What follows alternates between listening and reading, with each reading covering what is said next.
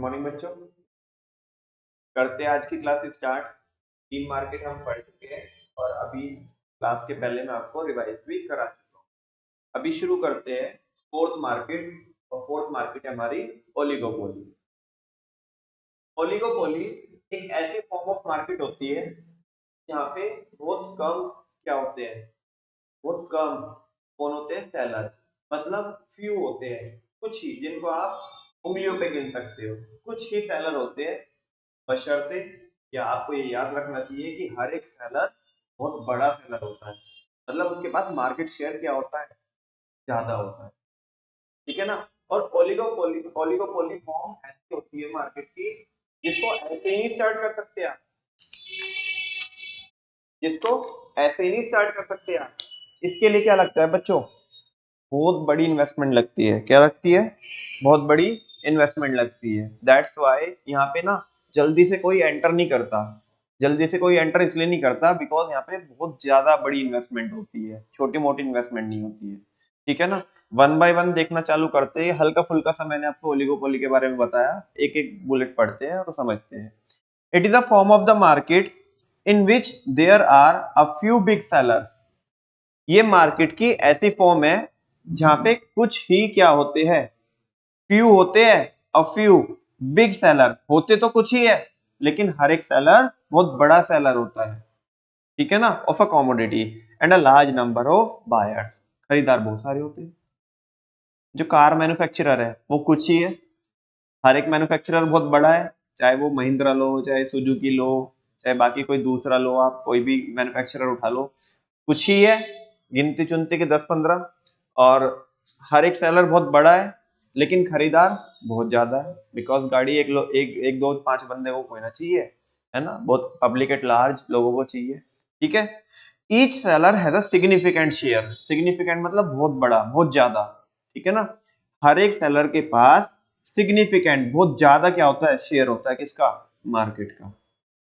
एक बात बताओ, लेट सपोज, चलो मैं अपर साइड पे, ठीक है ना, एवरेज करके 10 सेलर ले लेता हूँ कि 10 सेलर होंगे किसी भी इंडस्ट्री में जो ओलिगोपोली फॉर्म में काम कर रहे हैं। वो 10 सेलर होंगे। कितने होंगे जान दो। अभी हम स्टैट्स पढ़ेंगे आगे चल करके और मैं आपको शुरू कराऊंगा मीन मीडियन मोड से शुरू कराऊंगा। हम एवरेज निकाल लेते हैं। क्या निकाल लेते हैं?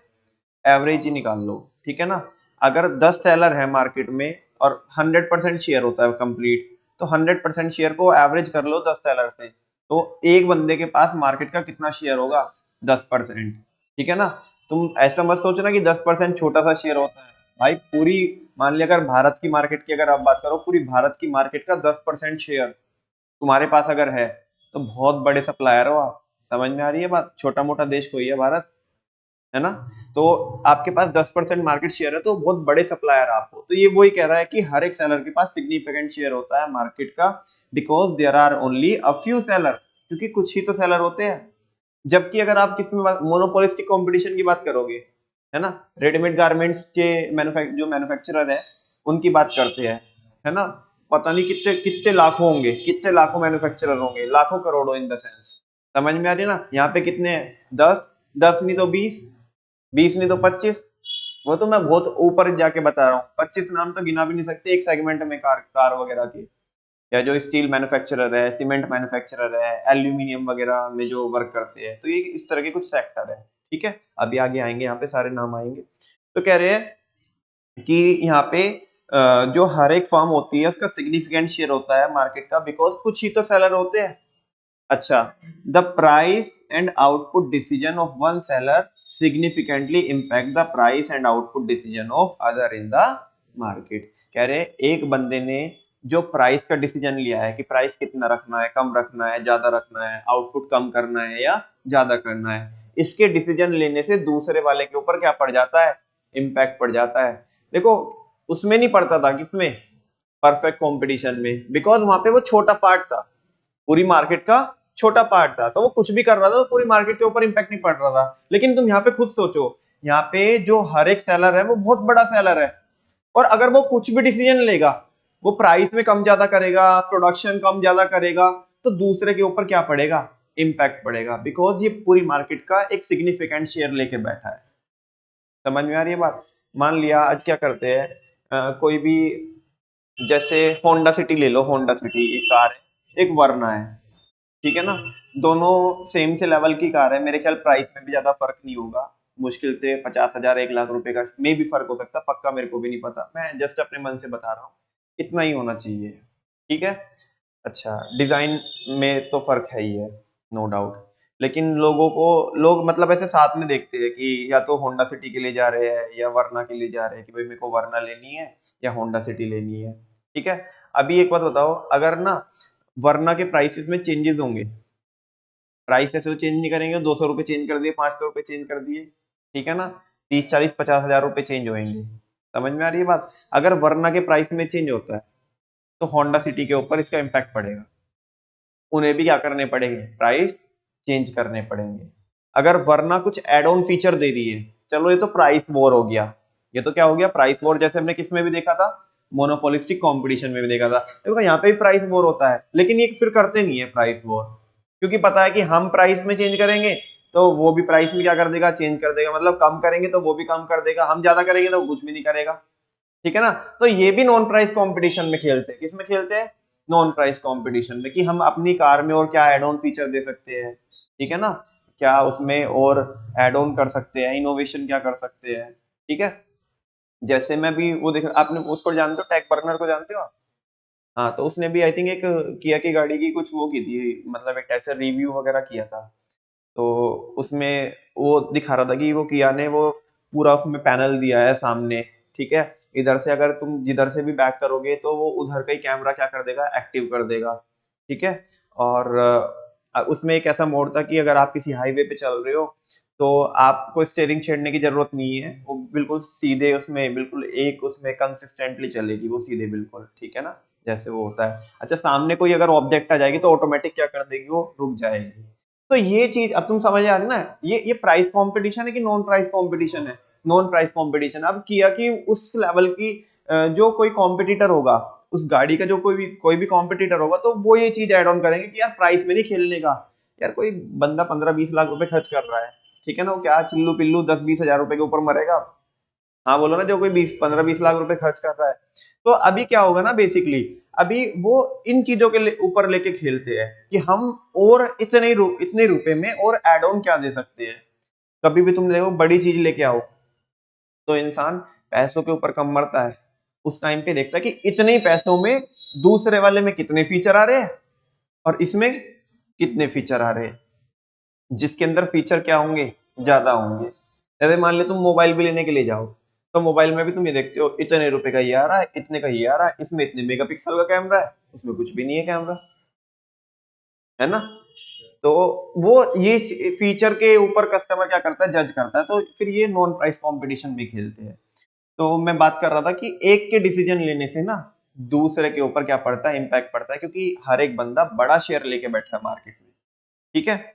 आगे, accordingly there is a high degree of interdependence. Perfect competition के अंदर कोई भी हम डिपेंडेंसी हमारी नहीं आ रही थी दूसरे के ऊपर, इंडिपेंडेंट डिसीजन मेकिंग होती थी, वहां पे पढ़ा था ना हमने। लेकिन यहाँ पे डिपेंडेंट डिसीजन मेकिंग होती है, एक फर्म की दूसरी फर्म के ऊपर क्या होती है, बहुत ज्यादा डिपेंडेंसी होती है, यानी कि एक फर्म दूसरी फर्म के ऊपर डिपेंड करती है कि वो क्या डिसीजन लेंगे, उसके अकॉर्डिंग फिर हम क्या लेंगे, डिसीजन लेंगे, ठीक है ना, among the sellers regarding their price and output policy, की प्राइस क्या रखना है, प्रोडक्शन कितना करना है, वगैरह वगैरह, ठीक है। Some of the common industries and sectors, कुछ ऐसी कॉमन इंडस्ट्रीज या कुछ ऐसे sector where we can see oligopoly are, जहाँ पे हम क्या देख सकते हैं, ओलिगोपोली फॉर्म देख सकते हैं मार्केट की, वो है एविएशन इंडस्ट्री, मतलब एयरलाइंस। नाम गिना दो, एयरलाइंस के नाम गिना दो, कितनी एयरलाइन भारत में वर्क करती है, air India, Vistara, Indigo, very good, और बोलो, spice jet, jet Airways, very good, मतलब हाँ भारत में वर्क करती है, भारत की है जो बेसिकली यहीं पे चलती है, ऐसे तो और भी एमिरेट्स वगैरह की जो चलती है वो मतलब बात नहीं करते फिलहाल, ऐसे नॉर्मली जो आपको पता है वो गिना दो जो इधर चलती है। ये आपने मेरे ख्याल 5 6 नाम गिनाए, मुश्किल से और एक दो नाम और होंगे। एक अभी जो एयर इंडिया है, उसको आई थिंक वापस से किसने खरीद लिया, टाटा ने खरीद लिया एयर इंडिया को, ठीक है ना। तो ये सारे ही मिला के तुम, किंगफिशर की पता नहीं अभी चलती है क्या किंगफिशर की, पता नहीं किंग शायद बंद हो गई, शायद पक्का कंफर्म नहीं है, शायद बंद हो गई। ठीक है ना। हाँ जी, तो मुश्किल से तुम 10 नाम गिना पाओगे। तो ये बहुत सारे है या बहुत कम है? बहुत कम है, अ फ्यू है, कुछ ही है। लेकिन तुम्हें क्या लगता है, क्या छोटे छोटे सप्लायर है मतलब जो एविएशन इंडस्ट्री में वर्क कर रहा है, क्या वो 1-2 लाख रुपए की इन्वेस्टमेंट लगा के चालू कर देगा काम? अबे भैया, एयरपोर्ट पे तुम्हें एक्सेस चाहिए है ना, उधर वो पूरा माहौल चाहिए, फिर आपके वो भी होने चाहिए आपके पास, एरोप्लेन भी होने चाहिए, अब बराबर से डोमेस्टिक फ्लाइट हो गई, इंटरनेशनल फ्लाइट हो गई, है ना, अलग अलग रूट पे हो गई, तो बहुत सारे क्लियरेंस वगैरह चाहिए, तो वो सारी चीजें। तो एविएशन इंडस्ट्री किसका एग्जाम्पल है? हाँ, ना तो मोनोपोली का है, ना मोनोपोलिस्टिक कंपटीशन का है, ये किसका है? ओलिगोपोली का है। नेक्स्ट है मीडिया इंडस्ट्री, पहले भी बात की हमने। मीडिया इंडस्ट्री में आप जो जितने भी ये आपके मेन स्ट्रीम मीडिया है, अब 10-15 चैनल होंगे, उसमें से भी ऐसे है कि 2-2 चैनल एक ही ग्रुप के है। ठीक है ना। तो मीडिया इंडस्ट्री हो गई। फार्मा इंडस्ट्री, फार्मा में चलो आप बता सकते हो, फार्मास्यूटिकल, सिप्ला, वेरी गुड, आप बोल रहे हो कुछ? हाँ, एल्कॉन, चलो, और जीएसके, जीएसके का नाम सुना है? सन फार्मा, ठीक है। हाँ, आई थिंक एक अबोट है, अबोट, ठीक है ना। तो जितना मेरे को अभी ये याद आ रहा है, ऐसे और भी होंगे, मतलब इसमें थोड़ा एविएशन से ज्यादा होंगे, फार्मा में थोड़ा ज्यादा होंगे, जो अच्छे अच्छे नाम है, जो बड़े बड़े नाम है, 20-25 नाम होंगे, ठीक है ना, 30-40 भी हो सकते हैं, है ना। लेकिन ऐसे नहीं कि बहुत सारे हैं, बहुत सारे, मतलब बहुत कम है, लिमिटेड है। तो फार्मा इंडस्ट्री इसमें आ जाती है। नेक्स्ट टेलीकॉम इंडस्ट्री, जियो के आने के बाद तो सारे खत्म कर दिए। देख लो ना तुम, टेलीकॉम इंडस्ट्री में पहले कौन कौन था, तो पहले की बात कर रहे हैं, अभी की बात नहीं, वो पहले की बात कर रहे हैं। पहले वोडाफोन अलग था, आइडिया अलग था। अब ये दोनों एक हो गए, वीआई, वोडाफोन, आइडिया। पहले वो डोकोमो था, डोकोमो का नामो निशान खत्म। एक टेलीनोर था, टेलीनोर, टेलीनोर का नामो निशान खत्म। ठीक है ना। बीएसएनएल का बेचारा मर मर के जी रहा है ना। बीएसएनएल बेचारा मर मर के जी रहा है, कभी जिंदा हो जाता है, कभी थोड़ी सी सांस आ जाती है, कभी ऐसा बिल्कुल जिंदा लाश हो जाता है ना। तो वो तो उसकी कहानी खत्म सी मान के चलो, वरना एक टाइम पे बीएसएनएल बहुत चलता था।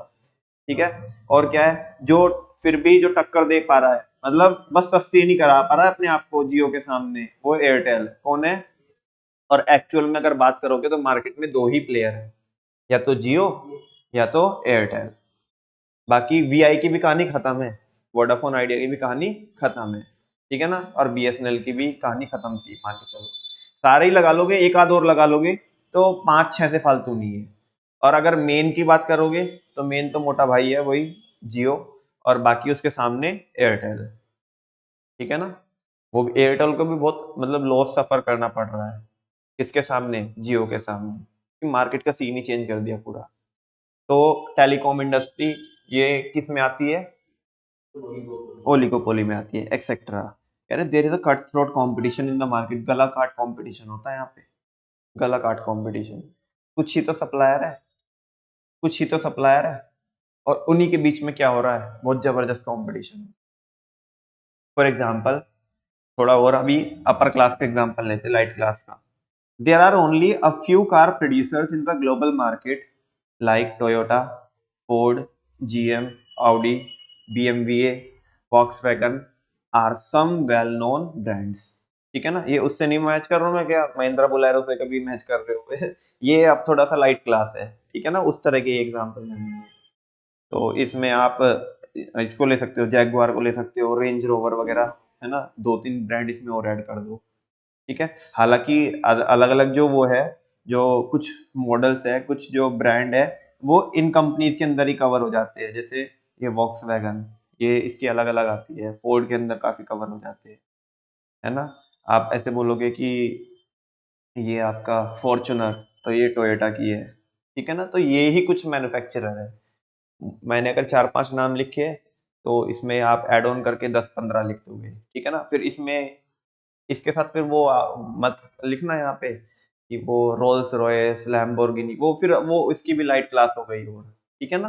तो अलग अलग क्लास में कुछ ही नाम मिलेंगे आपको। तो ये जो ऑटोमोबाइल सेक्टर में काम करते हैं, तो ये भी ओलिगोपोली फॉर्म का एग्जाम्पल है। ठीक है ना। देखो काफी सारे एग्जांपल देख लिए बच्चों ओलिगोपोली के, ऐसा मत देखना आपकी बुक में देखोगे आपको एग्जांपल मुश्किल से एक आध एग्जांपल मिलेगा, बहुत सारे एग्जांपल कवर करे हमने यहाँ पे।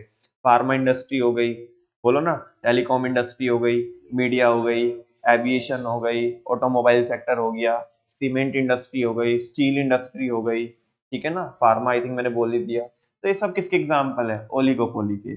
आगे देखो, सॉफ्ट ड्रिंक कंपनीज देख लो, like Coca Cola and Pepsi, जितने भी ब्रांड है सारे वो फैंटा, मेरिंडा, वो इन दोनों के मिलेंगे आपको। कोई किसका है, कोक का है, कोई पेप्सी का। मतलब पेप्सी भी आई थिंक उसका मेरे को इनकी पेरेंट कंपनी का नाम नहीं आ रहा, माइंड से इसके पूरा है। बेसिकली आप देखो तो दो ही सप्लायर है, बाकी तो अभी जैसे मोटा भाई ने लॉन्च किया कैंपा कोला, मतलब अंबानी ने इंडियन मार्केट में क्या लॉन्च किया, कैंपा कोला लॉन्च किया। तो मुश्किल से ये 3-4 आपको क्या मिलेंगे, सप्लायर मिलेंगे सॉफ्ट ड्रिंक के, ठीक है। तो ये सब किसके एग्जांपल है, ओलिगोपोली के। चलो देखते हैं ओलिगोपोली के फीचर देखते हैं। पहला बात करते हैं, the principal features of oligopoly are as under. First, बहुत सिंपल, बहुत आसान, small number of big farms. Confuse तो नहीं हो रहे, कुछ ही है लेकिन बहुत बड़ी बड़ी फार्म है। अब तुम जैसे मान ली कोक और पेप्सी को देखोगे, भाई पूरी वर्ल्ड की मार्केट लेके बैठे हैं, पूरी वर्ल्ड की मार्केट, पूरी वर्ल्ड की मार्केट में दो ही सप्लायर है मेन। तो तुम्हें क्या लगता है, अराउंड अगर एवरेज भी कर लोगे तो 50-50% शेयर है। एवरेज भी कर लोगे तो कम ज्यादा हो सकता है, लेकिन एवरेज भी करोगे तो 50-50% शेयर, बहुत तगड़ा शेयर है भाई। और इंडियन मार्केट का नहीं, वर्ल्ड की मार्केट का, ठीक है। कह रहे हैं oligopoly market is a one in which a small number of big firms dominate. कह रहे हैं कि ओलिगोपोली मार्केट एक ऐसी मार्केट होती है जहां पे small number of big firms, कम ही होती है लेकिन बड़ी बड़ी फर्म्स पूरी मार्केट को क्या कर रही होती है, डोमिनेट कर रही होती है, मतलब पूरा डंका बजता है इन्हीं का ही, ठीक है। नेक्स्ट है हाई डिग्री ऑफ इंटरडिपेंडेंस। एक फर्म दूसरी फर्म के ऊपर क्या होती है, डिपेंड होती है। एक फर्म दूसरी फर्म के ऊपर डिपेंड होती है। कभी भी देख लेना, कोका कोला पे कुछ स्कीम आएगी ना, पक्का पक्का पेप्सी पे भी आएगी। अगर वो वाटर बोतल फ्री दे रहे हैं तो वो भी देंगे, इन्होंने प्राइस कम कर दिए तो वो भी करेंगे, ठीक है ना। और एड मतलब ये जो आपका एडवर्टीजमेंट वगैरह वो तो कराते ही है बहुत तगड़ा। तो एक फर्म की दूसरे के ऊपर बड़ी डिपेंडेंसी रहती है। Oligopoly market is a large in size but the sellers are few. सारे बच्चों को पता है कि यहाँ पे जो वो होती है फार्म्स, वो बड़ी फार्म होती है लेकिन होती कुछ ही है।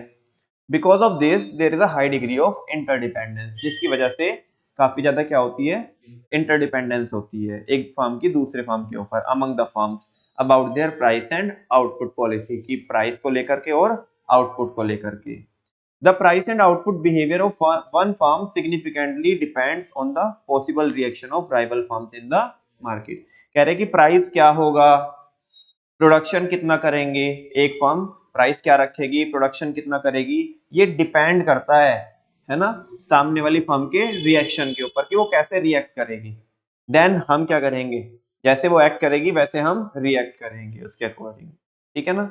और क्योंकि बच्चों डिपेंडेंसी होती है ना बहुत ज्यादा दूसरी फर्म के ऊपर, तो यहाँ पे प्राइस ना फाइंड आउट नहीं कर सकते। प्राइस मतलब जो डिमांड कर्व है ना, बेसिकली डिमांड कर्व को बनाने में काफी क्या रहेगी, यहाँ पे प्रॉब्लम रहेगी। कैसे रहेगी मैं बता रहा हूँ, देखो अभी ये देखना डिमांड कर्व। मान लिया बच्चों, यहाँ पे देखो प्राइस क्या हो गए, ज्यादा हो गए, प्राइस क्या हो गए, ज्यादा हो गए।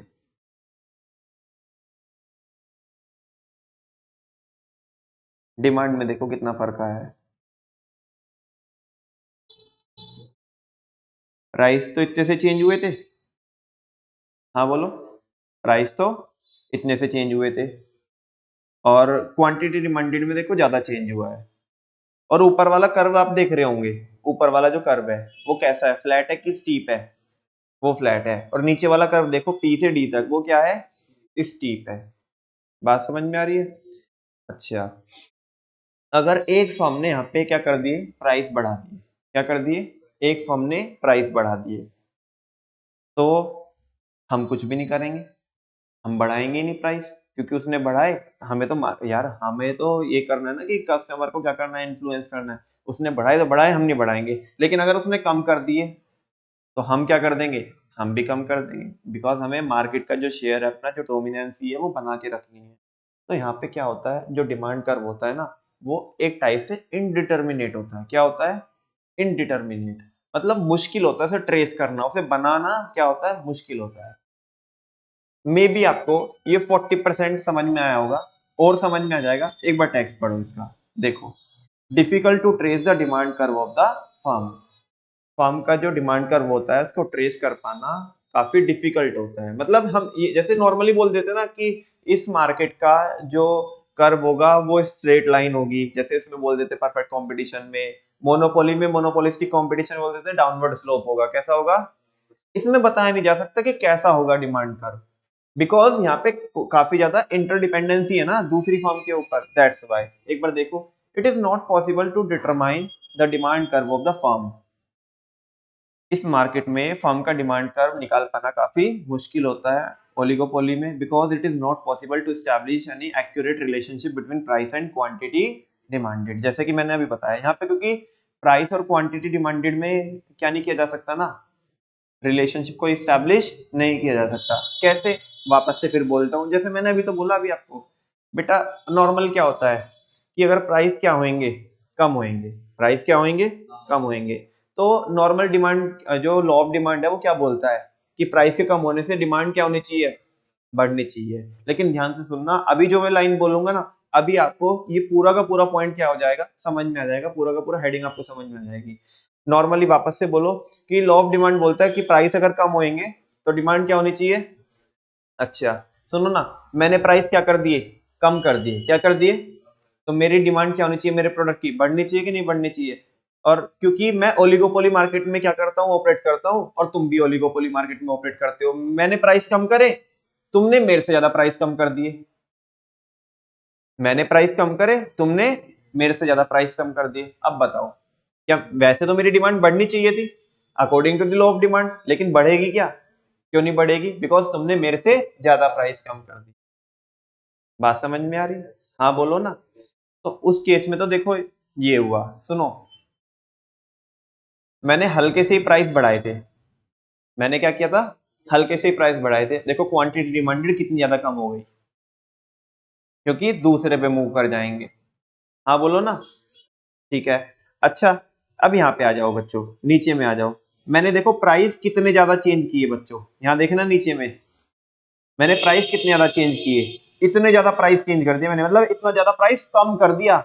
जब मैंने इतना ज्यादा प्राइस कम कर दिया, तो प्राइस कम करने से क्या होना चाहिए था, डिमांड बहुत जबरदस्त छप्पर फाड़ के बढ़नी चाहिए थी कि नहीं बढ़नी चाहिए थी। देखना कितनी बड़ी है चिल्लू सी बड़ी है, इतनी सी बड़ी है, इतनी सी क्यों बड़ी है, इतनी सी?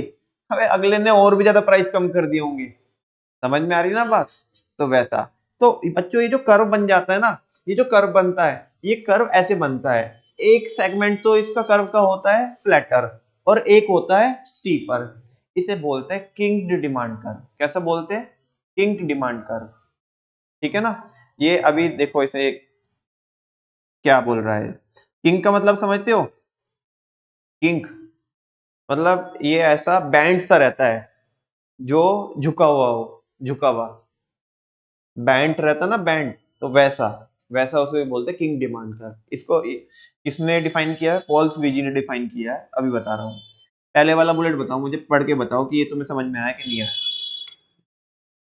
कोई एक्यूरेट रिलेशनशिप स्टैब्लिश नहीं कर सकते हम यहाँ पे डिमांड टर्म में, बिकॉज हम प्राइस बढ़ाएंगे, अगला कुछ भी नहीं करने का। ठीक है ना? हमें लगा था वो भी बढ़ाएगा, लेकिन नहीं, हम ही पागल थे, वो नहीं था। हमने कम कर दिए, वो हमारे मजे लेगा, उंगली करेगा, वो और कम कर देगा। समझ में आ रही है ना बात? तो कोई एक्यूरेट रिलेशनशिप बताया नहीं जा सकता कि भाई हॉरिजॉन्टल स्ट्रेट लाइन होगी, डाउनवर्ड स्लोप होगा, अपवर्ड होगा। तो ये हल्का सा, लेकिन फिर भी इसको हम बना के दिखा सकते हैं, वो भी एक ओवरव्यू बना के दिखा सकते हैं कि ये बैंड टाइप से बनता है, किंग डिमांड कर्व बनता है। पहला बुलेट समझ में आ जाना चाहिए अभी।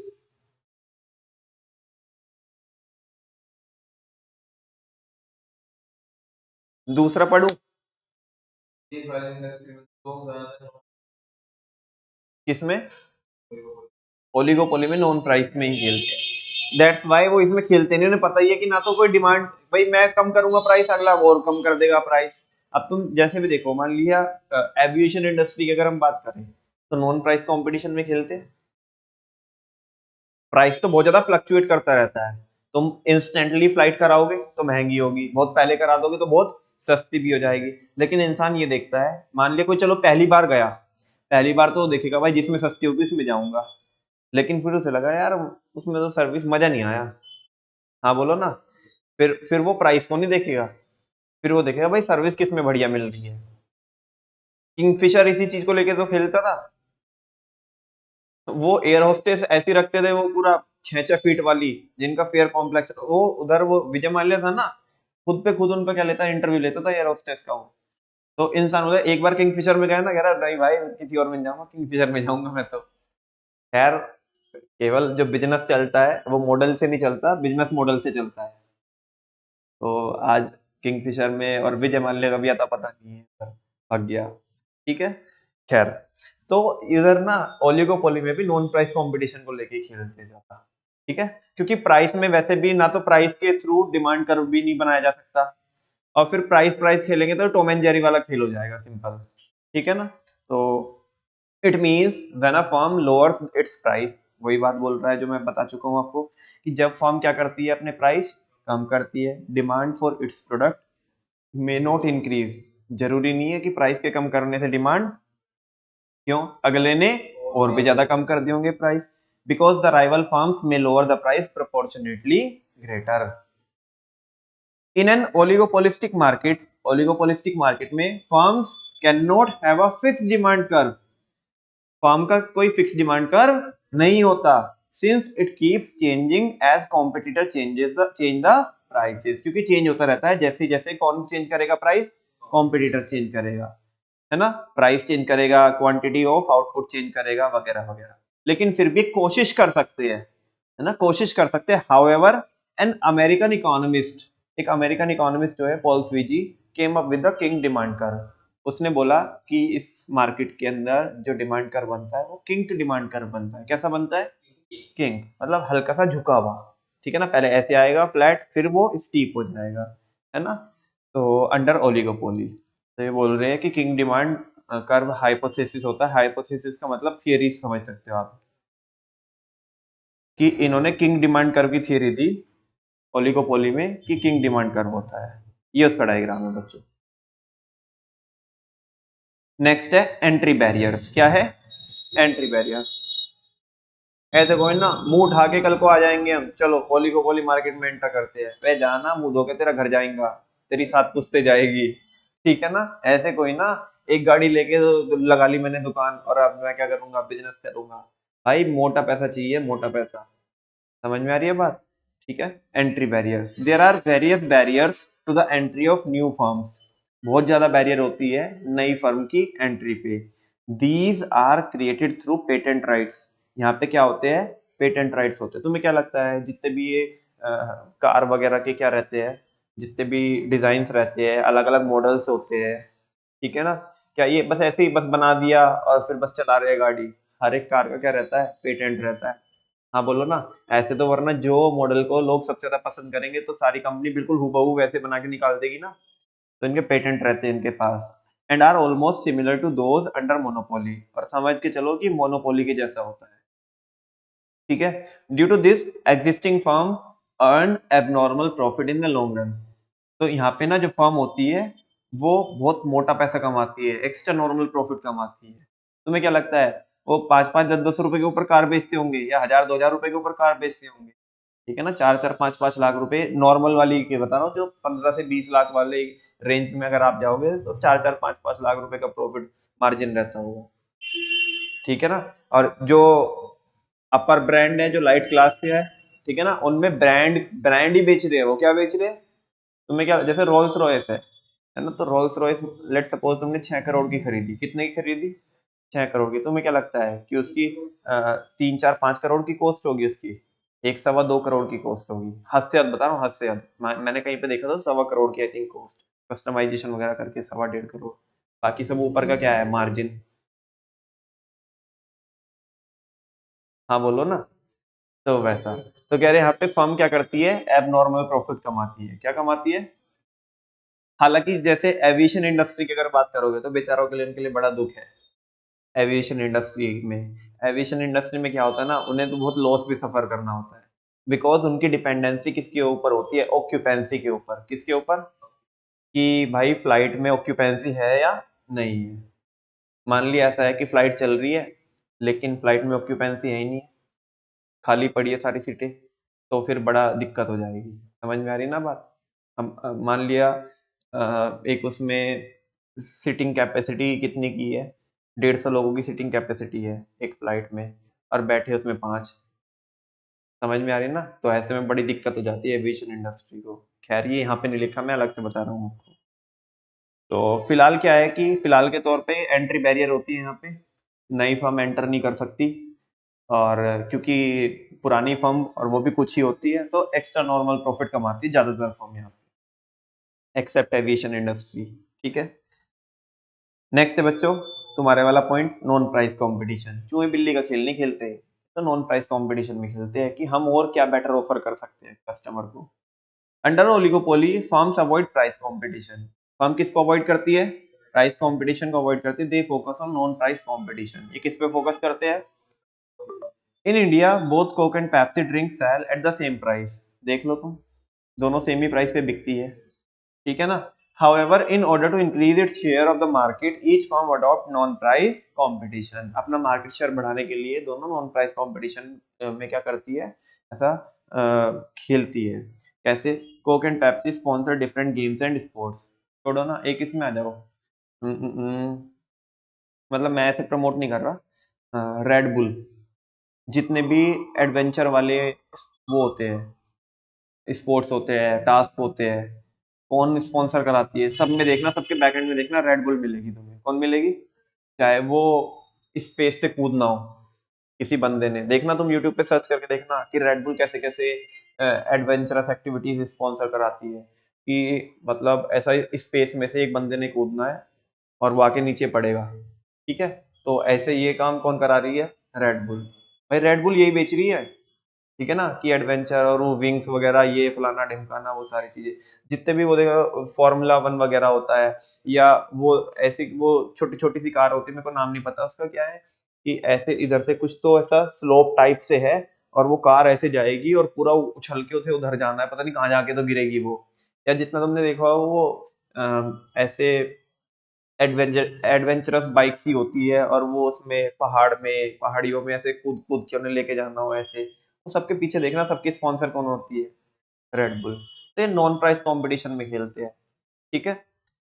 नेक्स्ट है बच्चों, और आई थिंक लास्ट पॉइंट है, फॉर्मेशन ऑफ कार्टेल। ये क्या बना लेते हैं? कार्टेल बना लेते हैं। क्या बना लेते हैं? कार्टेल। कैसे? जैसे तुम देखो ना, एक एक चीज होती है बच्चों, जॉइंट वेंचर। क्या होता है? तो समझ के चलो वैसा ही कुछ होता है कार्टेल। हालांकि पहले भी देखा है हमने कार्टेल ट्रस्ट वगैरह के बारे में, ठीक है। कि जैसे तुमने देखा होगा कि टू व्हीलर में एक टाइम ऐसा था, हीरो अलग है, होंडा अलग है, दोनों अलग अलग थी, आज भी अलग अलग है, लेकिन एक टाइम पे दोनों हीरो होंडा साथ में मिल गई थी, है ना। हीरो होंडा, किसी के पास शायद होगी भी, वो स्प्लेंडर है ना, तो किसी के पास गया हीरो होंडा। हालांकि वो किसकी है? हीरो की है, अभी जो आती है, लेकिन दोनों मर्ज हो गई थी। अब देखो, हीरो अलग है, होंडा अलग है, दोनों मर्ज हो गई एक साथ में, तो कार्टेल बन गई। क्या बन गई?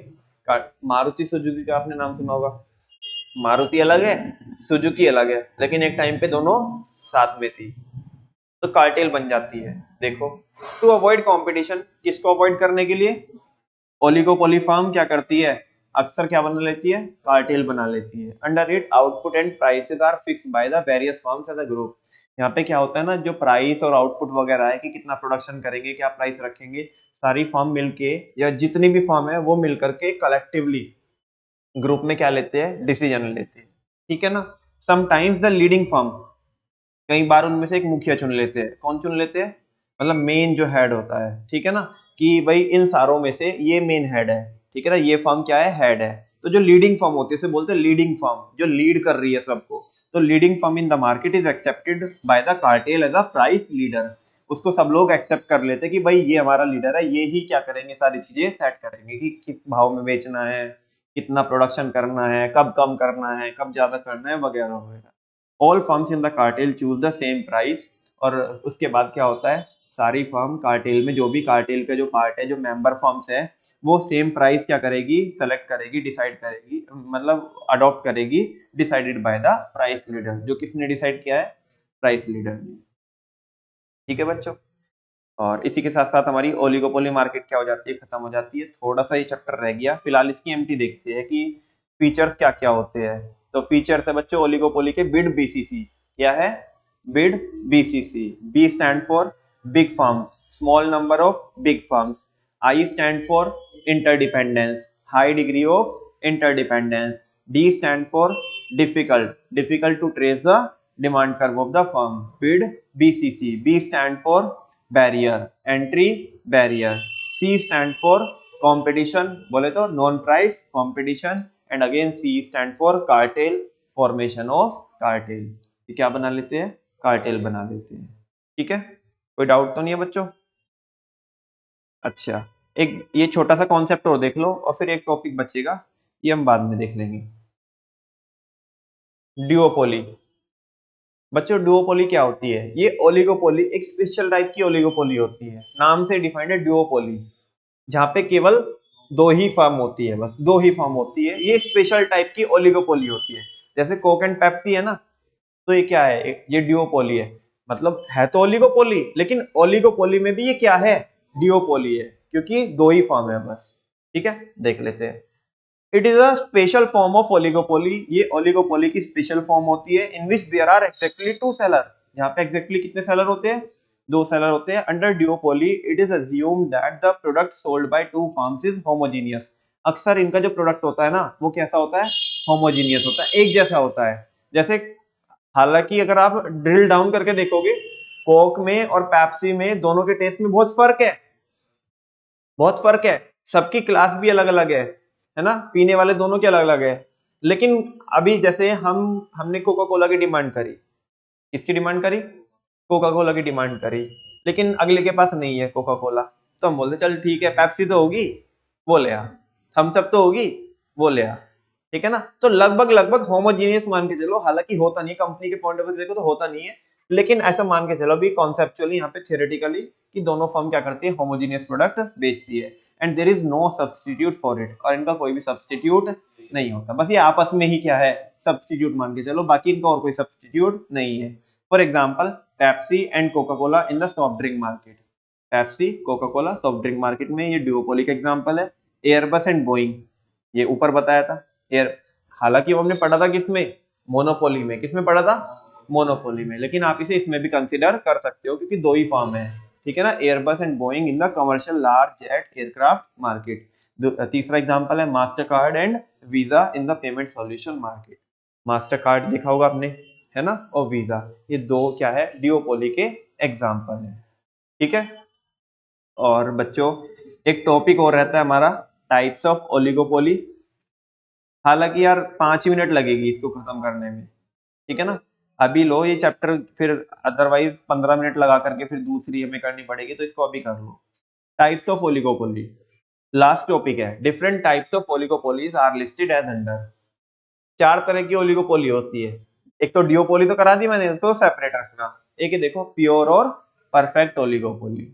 ये क्या होती है, ये ऐसी ओलिगोपोली होती है जहां पे जो फार्म होती है ना ओलिगोपोली मार्केट में, वो होमोजीनियस प्रोडक्ट बना रही होती है। क्या बना रही होती है, होमोजीनियस प्रोडक्ट बना रहे थे। तो फिर भैया डिओपोली में और प्योर ओलिगोपोली में क्या फर्क है, अरे उसमें तो, उसमें दो कंडीशन होनी चाहिए, एक तो दो फॉर्म होनी चाहिए और होमोजीनियस। यहाँ पे भले ही दो से ज्यादा भी हो, लेकिन वो प्रोडक्ट कैसा बना रही है, होमोजीनियस। और इसी को परफेक्ट ओलिगोपोली भी बोलते हैं। क्या बोलते हैं, एक इसकी ऑपोजिट है इम्परफेक्ट और डिफरेंशिएटेड ओलिगोपोली, जहाँ पे हेट्रोजीनियस प्रोडक्ट बनाती है।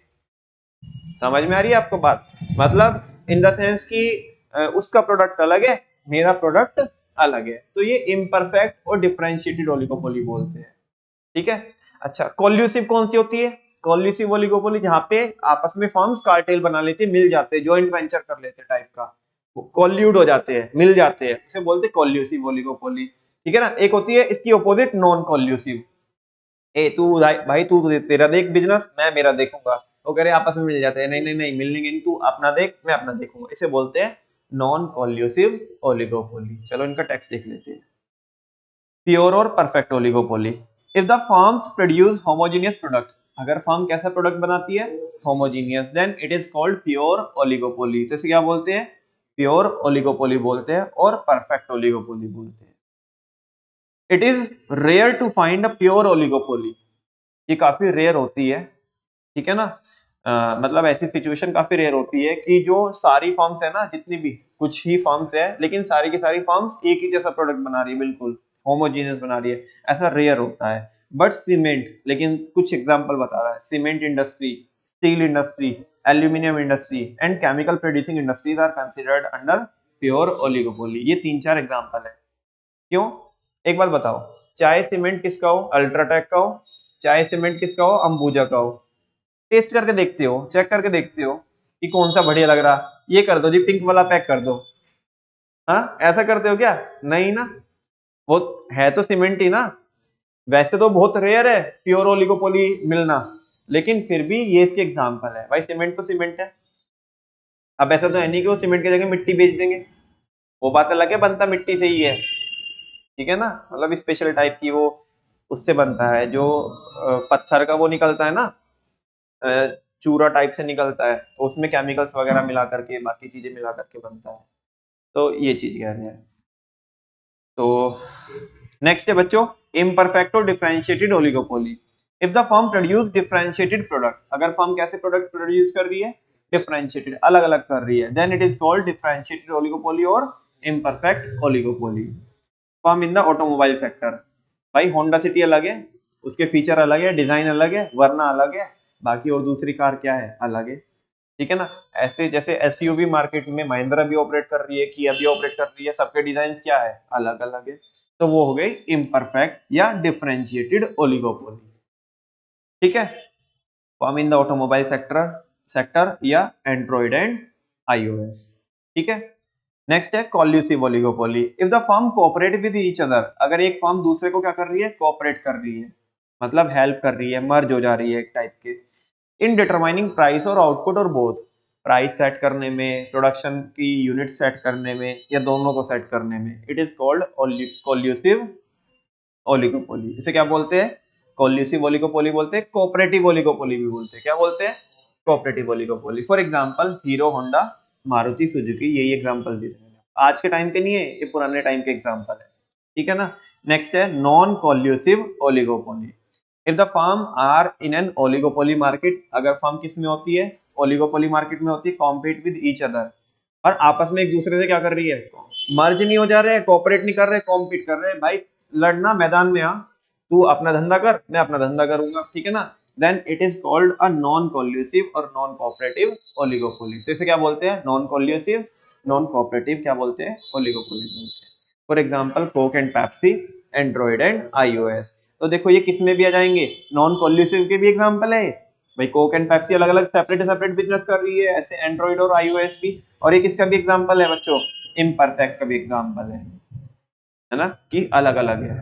समझ में आ रही है बात। वापस से 4 तरह की ओलिगोपोली होती है, एक प्योर, प्योर को क्या भी बोलते हैं, परफेक्ट बोलते हैं, दूसरी होती है इम्परफेक्ट जिसको डिफरेंशिएटेड बोलते हैं, एक कॉल्यूसिव जिसे कोऑपरेटिव भी बोलते हैं, कोऑपरेटिव ओलिगोपोली, और एक होती है नॉन कॉल्यूसिव। प्योर में क्या होता है, एक जैसा प्रोडक्ट बना रहे होते हैं, होमोजीनियस। इम्परफेक्ट में अलग अलग बना रहे होते हैं। कॉल्यूसिव में मिल जाते हैं, नॉन कॉल्यूसिव में इंडिपेंडेंटली तुम अपना बिजनेस करो, हम अपना बिजनेस करेंगे। इसी के साथ साथ बच्चों ये चैप्टर क्या हो जाता है हमारा खत्म। Thank you very much. बाकी इसका रिवीजन देखेंगे कि कब करना है।